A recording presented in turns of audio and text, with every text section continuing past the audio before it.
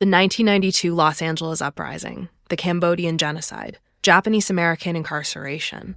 What you know isn't always the full story. Our new podcast, Inheriting, about Asian American and Pacific Islander families where the past is personal. Korean Americans, we call it 사이구. Did you ever realize when you were a child that you became an orphan? Camp was such a hard time. How do you think you got through it? Listen to Inheriting from LAist Studios and the NPR Network, wherever you get your podcasts. You're listening to Whoa! Potluck.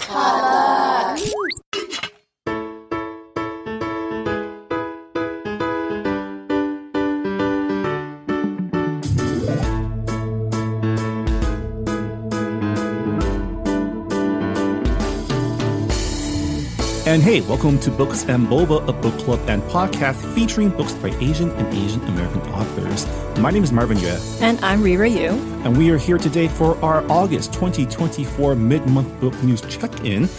As always, Books Boba is supported in part by our listeners over on Patreon. So if you'd like to become a bigger part of our book club, head on over to patreon.com/booksandboba, where our members get access to our members-only Discord server, as well as monthly bonus podcasts. We definitely appreciate everyone who supported us so far and hope to see more of you online in our community. But yeah, we are in the middle of summer. The Olympics are over. School is starting. And, you know, it's a relatively, by the look of things, as always, Rira has compiled the month's book news and publishing announcements. And, you know, it's a lighter load this month, but that's not to say there's nothing going on. Like, fortunately for us, all the major book drama is happening outside of our, I guess, jurisdiction. Jurisdiction. Oh my God, that's so funny.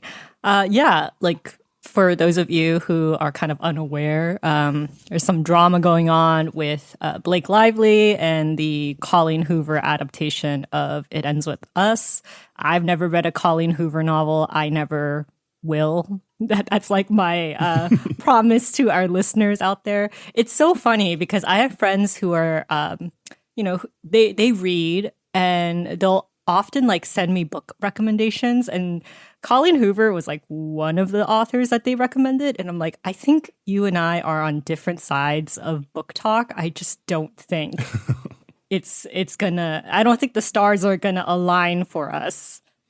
Yeah, that's not to say that the stories, I've only been consuming this drama like peripherally because I have no connection. Like, listeners of our podcast should know that because of this podcast, I almost read exclusively books by Asian authors, for better or worse, let's be honest. But it seems like the issues with Colleen's book is not that it's not good, but the way that they approach trigger domestic warnings, violence.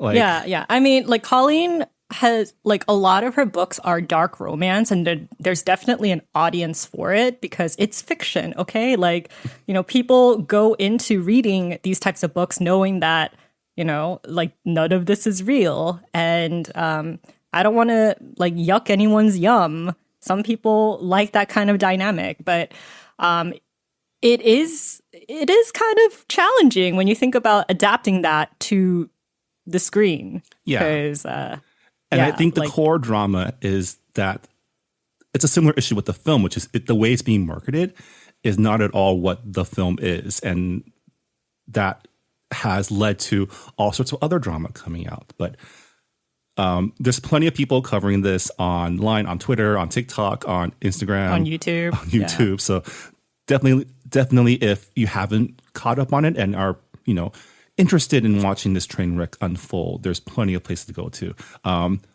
We're not here to talk about Colleen Hoover drama, though, because this is an Asian American book club podcast. So leave those white people out the door.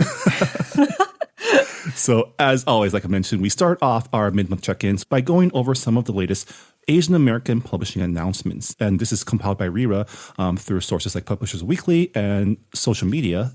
So let's just get started. Rira, what is our first book deal this month? Okay, so our first book deal is in a 6-figure preempt, Disney Hyperion bought Reasons We Break by Jesmeen Kaur. In this romantic YA drama, Simran, the golden girl of her Sikh community, agrees to handle a gang's books to help former member Rajan avoid being forced back in. But when Simran's actions inadvertently drag them into a gang war, she and Rajan find out just what they've been willing to sacrifice for each other. Publication is slated for fall 2025. This sounds pretty thrilling. I mean, it's like good girl turns to crime. I hope this ends with her becoming the crime boss. But that's just me like kind of fanficking this up. This is a Disney Hyperion title, Marvin. I don't know how dark they can get with that. Yeah, but I kind of like that kind of like Breaking Bad type of trajectory where like the golden girl finds out that she's actually good at crime and like takes over. But I'm sure this is like much more wholesome, much more like, hey, crime is maybe wrong, which is cool too. I mean, that's fine. Yeah, I don't know why, but like West Side Story came up in my mind, probably because that's a story about gangs as well. So, and it's like a romance. Yeah, but this sounds really interesting, you know, diving into even the shadow economy or the underworld of immigrant communities. That's always an interesting approach to take for YA stories. So yeah, looking forward to learning more, and congrats to Jesmeen on their book deal. All right, next up, Fable and Friends acquired world rights to a picture book called Arctic Adventures, a Tundra Tale, written by Jyoti, Rajan, Gopal, and illustrated by Alexandra Mims Cook.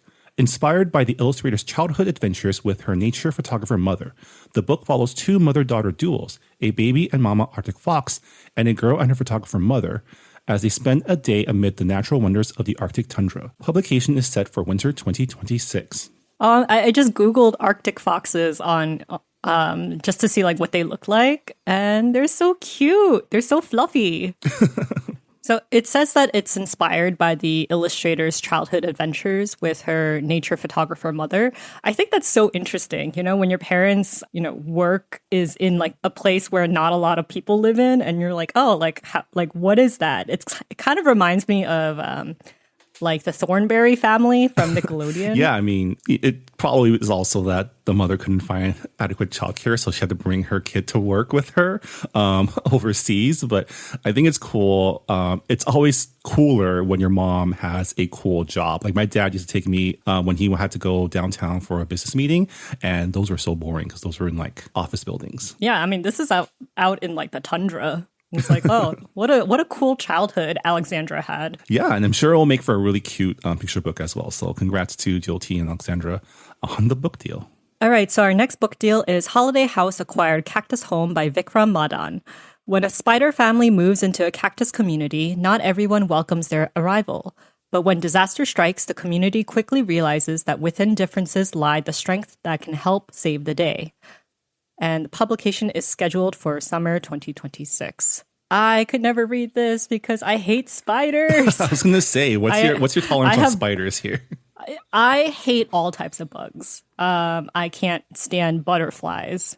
So that's my level of tolerance. I'm usually okay with spiders. My wife cannot stand them, so I'm in charge of getting rid of spiders in the house. But in general, I know that a spider being there probably means other bugs aren't. And I'm okay with that because I hate mosquitoes more than spiders. I think I was a lot braver when I was younger, but I just feel like the bug traumas have just accumulated to a point where just seeing one, I'm attacked by all of the memories. I remember I used to live in a house back in New Jersey where there were like a ton of spiders and I would have to get our garden hose and just hose down our house just because there were just so many.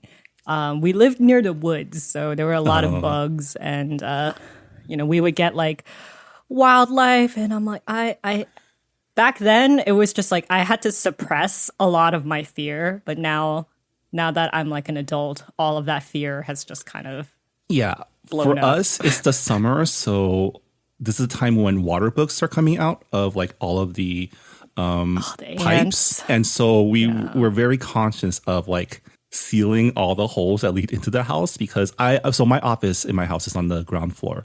So if they're coming in, they're going to be near me. So it's always the worst when I'm playing video games and then all of a sudden I see movement on the floor.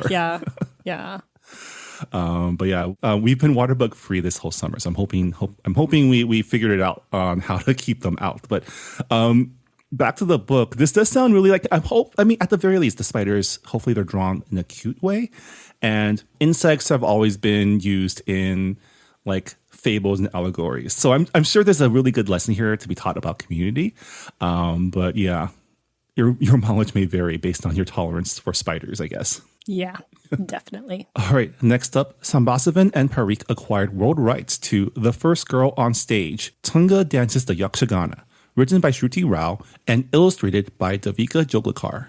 The book is a tribute to the pioneering female performers of Yakshagana, a folk theater art form practiced in South India. Publication is slated for fall 2025. So I Googled it, and the theater dancers, they look really colorful. It kind of reminds me of Japanese no performances with like the masks and everything, because everything looks very colorful and dramatic.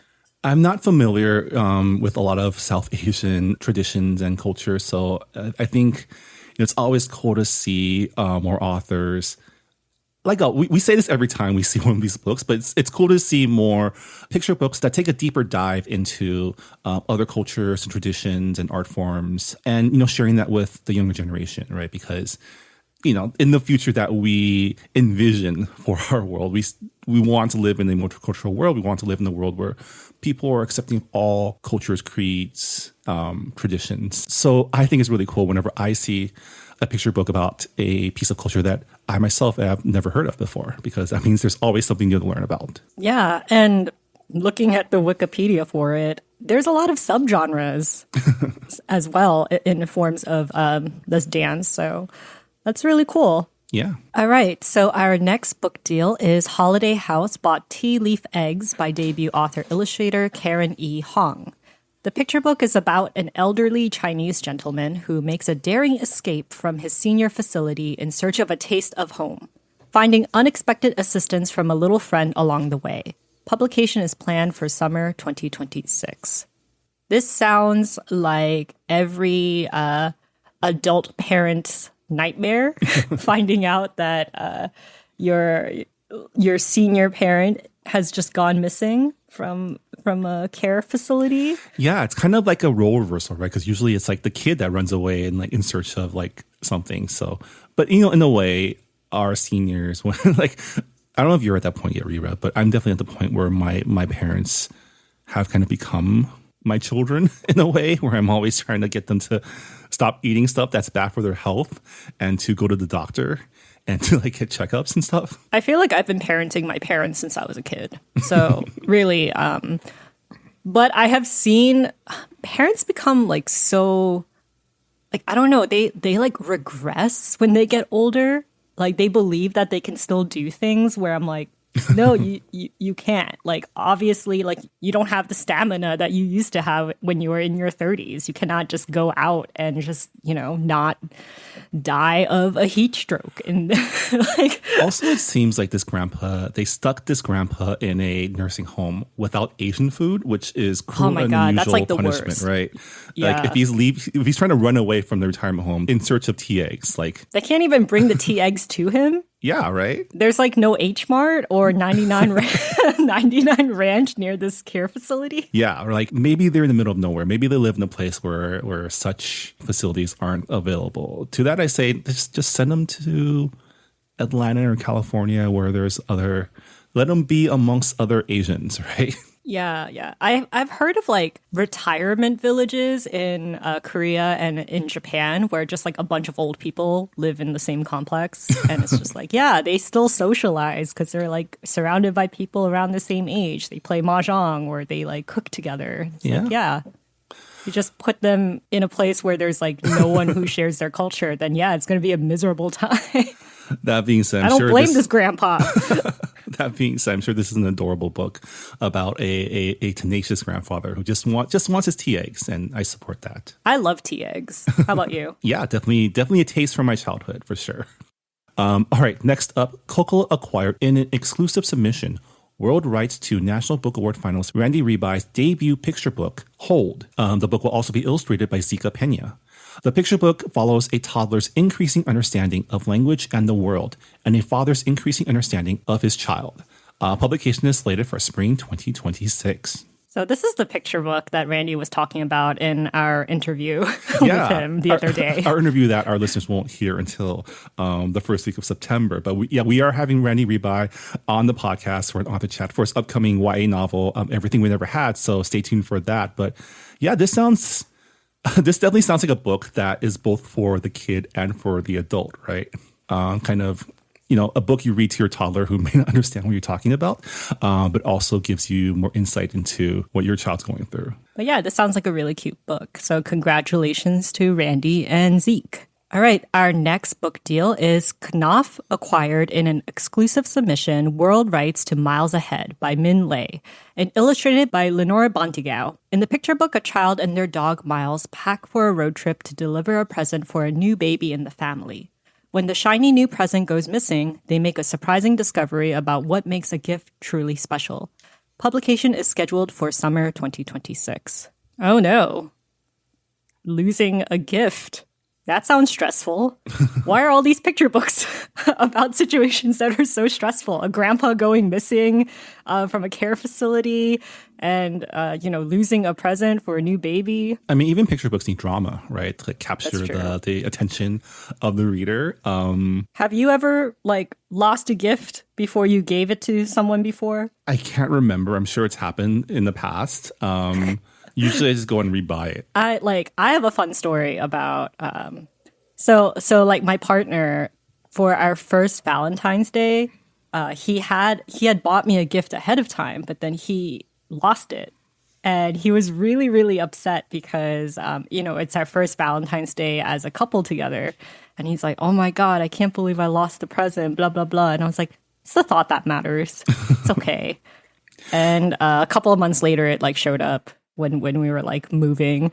So gift giving. I mean, it's the thought that counts, that you put in the effort to buy something or make something for that person. If it goes missing, I mean, accidents happen. Yeah, and I feel like that's probably the lesson of this book. So it's a good thing to teach our kids for sure. Yep. All right, next up, Random House Graphic acquired Dani Chuatico's YA contemporary graphic novel, Passé It On. When Jamie travels to New York to start training at a renowned ballet school, she finds herself questioning if her passion is enough to keep her going. It is only after she meets more dancers that she realizes that she'll need to practice to keep up with all her new friends. Jamie and her classmates find themselves navigating through the pressure to succeed, fear of failure, falling in love, and the journey of figuring out who they really are. Publication is set for fall 2025. This is my book. I love anything with dance in it. Yeah. Especially ballet. One of my favorite shows is Dance Academy. So yeah, this is definitely my jam. Yeah, I know, Ribay, you're super into the conservatory stories, right? Yes, I am. Even though I would never want to be at a conservatory. I would never want to go through that training. It's way too much stress. I know. I feel like they should add one more fear to this list, which is watch out for rich airline heirs who want to marry you and take you to their farm. Ballerina farm, for those of you guys who aren't sure about the reference. Go look it up. It's a real worry for these ballerinas these days, I feel like. Yeah, like ballet schools, it's so much pressure. Especially since you're surrounded by young people who are just as good or if not better than you in ballet. And you're all competing for very, very small, there's only a limited number of spots. And it's just a lot of pressure for a 15, 16-year-old person. Unless you're a dude. If you're a dude, it's a lot easier to get scholarships and funding and whatnot. Yeah, not a fun situation to be in, but definitely fun to read about because it's all that competitive young people drama that, really fuels this genre, right? It's pretty much a sports anime because it's about passion and competitiveness and sportsmanship. One of the things, I'm on ballet TikTok quite a lot. So I'm pretty aware of how hard these ballerinas practice. So I can only imagine if you're going to school, you also have to finish academic work, right? So it's wow, that's a lot of work. Yeah. We're looking forward to seeing this book and the art in the coming months, I guess. Yeah. All right, next up, Penguin Workshop acquired How to Fake a Love Story in 15 Days by Aashna Avachat, a YA Desi revenge rom-com aimed at fans of the hit movie How to Lose a Guy in 10 Days. The book follows a scientifically minded girl who sets out to break the heart of her former best friend and crush while he enters a bet with his friends that he can make her fall in love with him before the winter ball. Publication is planned for spring 2027. Ah, yes. How to Lose a Guy in 10 Days. That is a classic rom-com. I know, that movie is like over 20 years So old old now, now. right? This is the one with McConaughey, right? Matthew McConaughey and Kate Hudson, or am I thinking of Yep, that's right. Heath Yeah. Ledger? No, that's No, it's with 10 Things I Hate it's About with You. Matthew McConaughey. Right. And, Yeah. This sounds like a lot of fun. Always love a good rom-com like setup with Daisy characters. I feel like that's always a good recipe for great rom-com fun, right? Yeah. Although I don't recommend people purposely going out to break other people's hearts, you know? These kids are probably like either in high school or college. They're probably, you know how our frontal lobes aren't fully formed until 25, 27, and kids do dumb stuff. So I'm sure in his mind, he's thinking, this is how I get her back. Yeah. It always has to do with a bet too. Like as someone who like is not as persistent, I guess, I would just be like, whatever. I don't like if it's too much work, I'm not going to do it. All right. Our next book deal, Abrams bought world rights to Baba Palooza, written by A.D. Ghani and illustrated by Nadia Alam. In this picture book about a Pakistani-American Muslim family, a taxi-driving father sometimes feels ashamed of driving a yellow cab, but all his daughter sees in it is wonder. When Baba has to miss her school's daddy-daughter dance because of his long hours, she decides to throw off her party to celebrate with him. Publication is slated for spring 2026. That's a very understanding daughter. I feel like at that age, you would just be really upset. I mean, I feel like a lot of these picture books is also there to teach kids how to, like to model how to regulate emotions, to be more understanding of their parents, especially if they have working class parents who might not be able to be there for like big moments like that. And I think that's cool. That's like a healthy way to approach their emotions, right? I mean, throwing a tantrum or like being upset is also valid. But showing kids that there's reasons for things that happen, I think that's a good lesson to put in the picture book. Yeah, I love the fact that, she decides to celebrate him. And it's like, yeah, like he's ashamed of being a taxi driver, but like, to her, he's her dad, he's her hero. So I think it's a really sweet tale. All right, next up, Putnam acquired world rights to 4 books in a new chapter book series, Amina Banana, written by Shifa Saltagi Safadi and illustrated by Alia Jalil. The series is about a 9-year-old Amina, a Syrian refugee who adjusts to her new life in Indianapolis with SEL concepts, fun science experiments, and tasty Syrian recipes. Publication will begin in summer 2025. I had to look up what SEL stands for, and it's social and emotional learning. Okay. So again, like more books to more model. Regulation on emotions. It's so funny because as millennials growing up, we weren't allowed to have emotions in our households because our parents did not let us. And now as parents, we're like, we need to teach our kids how to regulate their emotions and to know that it's okay to feel things. It's really cool that this book has also like recipes and science projects on it. Like it sounds like a very educational but encompassing series. So yeah. I always love a good interactive component in our literature for children. So congrats to Shifa and Aliyah on the book deals. All right. Our last deal of this episode, in a 2-book deal, Grand Central acquired North American rights to The Other Lata by Kirthana Ramasetti. The Other Lata is about a woman inundated with invitations meant for a socialite who shares the same name. In attending the swanky events, the woman captures the attention of a handsome fashion designer, as well as the wrath of the mysterious woman she is impersonating. Publication is set for April 2025. This kind of reminds me of Inventing Anna. Yeah. This also reminds me of the Lizzie McGuire movie, for those of you who have watched it, because you have like a doppelganger and you have like a normal civilian who has to like pretend to be a celebrity or someone of high standing for one reason or another. It's like an old trope, but I love it.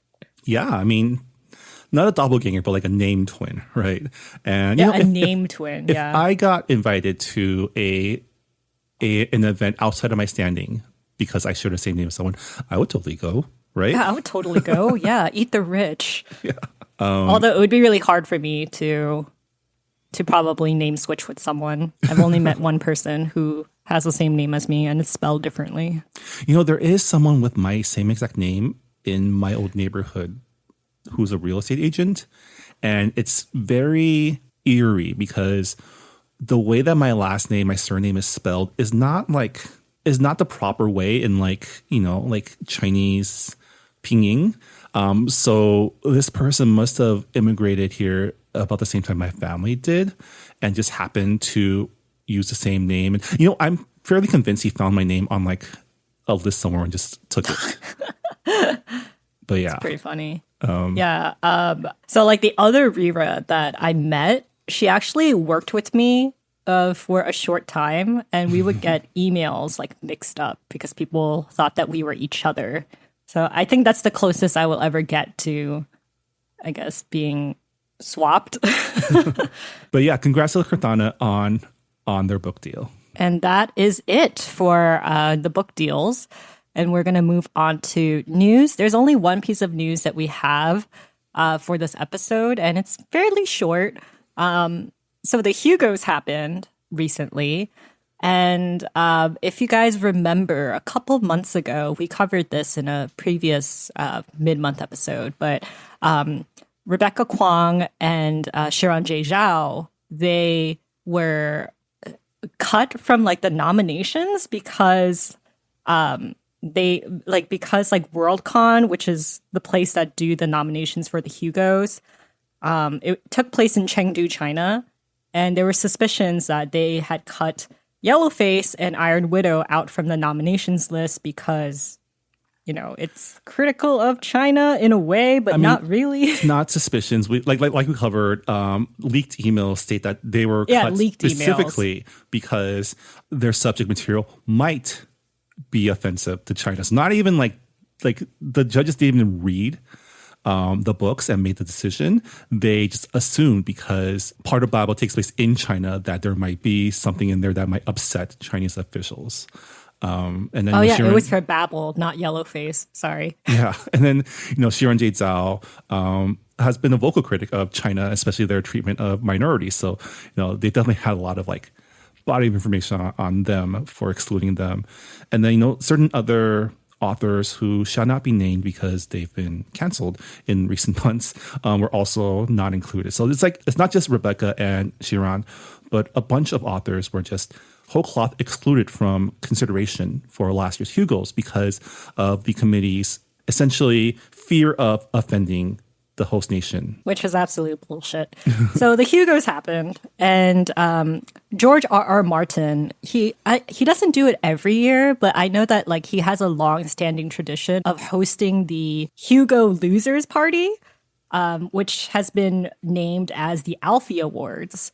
And this year he hosted it, and he dedicated it to the people who were snubbed at the Hugos because of censorship excuses. And he invited Rebecca and Shiran to Glasgow, which is where they held the award ceremony.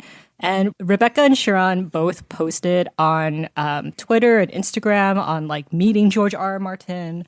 Rebecca wrote, "Favorite award that is most definitely not a Hugo. It was incredibly kind of George R. R. Martin to host the Alfies this year for those censored out of the Hugos last year, and I will treasure my hood ornament turned trophy forever. Walking around Glasgow in happy disbelief." And Shiran J. Zhao, they wrote, "That feeling when you got disqualified from the Hugo Award last year for proven political censorship, but then George R. R. Martin rings you up to give you a consolation prize. Congrats in solidarity with fellow winners R.F. Kwong and Paul Weimer, who unfortunately couldn't be at the dinner." Yeah, this was really nice to see, and kind of cool to see George R. R. Martin, recognize the bullshit of the awards last year, and doing this for Rebecca, Shiran, and I guess Paul too, because I feel like if Rebecca had been in the running, there's a good chance she would have won, right? Oh, she would have won. I think it's so cute because Rebecca and Sharon were just like so jazzed, and you can like see them. You can see the excitement in their eyes when you look at the photos. And Sharon like taught George R. Martin to do like the old person Korean heart, where you like take like your thumb and your index finger and make it into a heart. So I was like, wow, this is so crazy. Yeah. It's always fun to see like authors supporting authors, especially established authors supporting up and coming authors. Not to say like Sharon and Rebecca are up and coming, like they're very much established at this point, but it's cool to see one generation supporting another, and you know, like because there's enough like sniping in the industry. I mean, Rebecca did write a whole book about that as well. Yeah, I think George R. R. Martin, he started the Alfie Awards like even before he became like very prolific as like the Game of Thrones creator. So yeah, it's nice that he's continued this tradition, even though it hasn't been like every single year. Well, I mean, and knowing what we know about Worldcon and the Hugo Awards, like it's definitely like I feel like these awards, the Alfies, are in direct conversation with like the bullshit that Hugos all like apparently have a history of being, right? Yeah, I'm like looking at the origin story. So the Alfie started in mid-Americon in 1976 when Gardner Dozois and George R. R. Martin retreated to the bar to drown their sorrows and decided to throw a party for Hugo losers in Martin's room was volunteered for that night. And they had drinks and they had snacks and yeah, so this was before George R. R. Martin was a really big mainstream author. So it's really cool that, you know, he's giving space to more like up and coming younger writers. This makes me love the story even more that the Alfies began as like a room party at one of these conventions, right? Yeah. That's awesome. Yeah, it's awesome. Yeah. And speaking of the Hugos, Shiran Shadesell also won this year's Astounding Award, which it's significant because technically they weren't eligible because you're only eligible within 2 years of your debut, and this is their third year of eligibility. But because of the shenanigans from last year, Shiran's publishers were able to lobby for their eligibility this year, and they were able to win. The Astounding Award is, you know, it used to be called the Campbell Award before. Oh yeah, you're right. Right? Yeah, and then that got canceled real fast by Yeah. also an Asian author who called them out on it. Yeah, I think it was Janet Ng who called out that John Campbell, arguably the person who made American sci-fi what it is today, was also kind of a raging fascist and racist. And so having an award dedicated in his name and given to people of color who he would have never allowed to publish anything was like, the vibes were off. So it was renamed the Astounding Award, which was the name of the sci-fi magazine that Campbell founded, that became kind of like the launching pad for, I think, you know, Asimov came from there. I think Bradbury came from there. So still in honor of sci-fi's roots, but without calling by name a guy who kind of goes against a lot of the values of what the award celebrates, right? So Sharon was able to win that award this year, and I think their speech should be online somewhere. Probably. They usually have speeches up on YouTube within like the week that they did the events. So but that is it for our book deals and news roundup for August 2024. All right, before we go, a reminder that our August 2024 book club pick is Land of Milk and Honey by C. Pam Zhang, which follows an Asian American chef taking on the role of a private chef for a mountaintop commune for the global elite, taking place in a future dystopia where much of the world's food supply has been decimated. So it's been a really interesting read so far. If you're reading along with us on Discord, we're about 2/3 of the way through the book. Lots of really crazy revelations. It's a book that invokes The Menu, as well as Severance from Lynnor. Definitely getting some shades of that from the unnamed protagonist. It's been a lot of fun to read. So definitely, if you have any thoughts about the book, please chime in if you're on our Discord. Or if you finish the book and have thoughts to share, let us know on our Goodreads forums.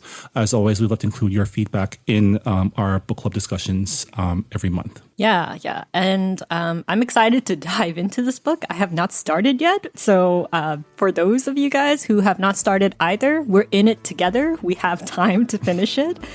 And I've heard great things about this book. It was named a notable book by the New York Times. It got listed as like one of the best books of the year by NPR and Kirkus Reviews. So yeah, lots of critics are saying that this is a very good book. So I am excited to finally start it. Yeah. But with that, that'll do it for this episode of Books and Boba. Thank you so much for listening, and we'll see you all next time. Bye, everybody. Bye. Thanks for listening to Books and Boba. This podcast was hosted by Marvin Yue and Ribay and edited and produced by Marvin Yue. Follow the book club on Twitter and Instagram by going to @BooksandBoba and engage with us on Goodreads on our Goodreads group. You can also check out past episodes of the podcast by going to booksandboba.com and by subscribing to us on your favorite podcast app.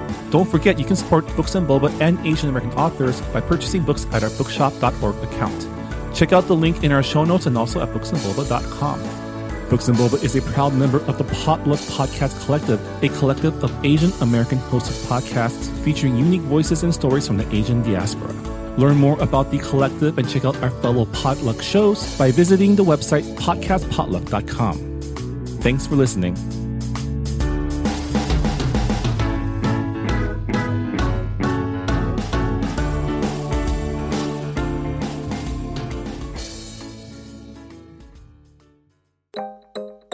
Hey, Sharon. Hey, Raman. How are folks still racist? I know, right? We're like 2 decades into the 21st century. Yeah, and second question, where's my jetpack? Well, I can't help you there, but have I got a podcast for you. Modern Minorities is a show where each week my longtime pal Raman and I uncover common and uncommon truths that we all need to hear for our majority brains and ears. Yeah, Sharon and I have spoken to doctors, lawyers, directors, climate activists, angry Asians, athletes, chefs, writers. Folks who are Black, brown, gay, straight, and everything in between. Past guests have included comedian Margaret Cho, Southern Poverty Law Center journalist Geraldine Mariba, comics creator Jean Lun Yang, and many, many more. We've even talked about Ramadan, Black History Month, Kamala Khan, and Robin being queer. It's like we're trying to solve racism with the podcast. Challenge accepted. So check out Modern Minorities at modmypod.com or wherever you get your favorite podcasts. Remember, we're all modern minorities, but we're no one's model minority.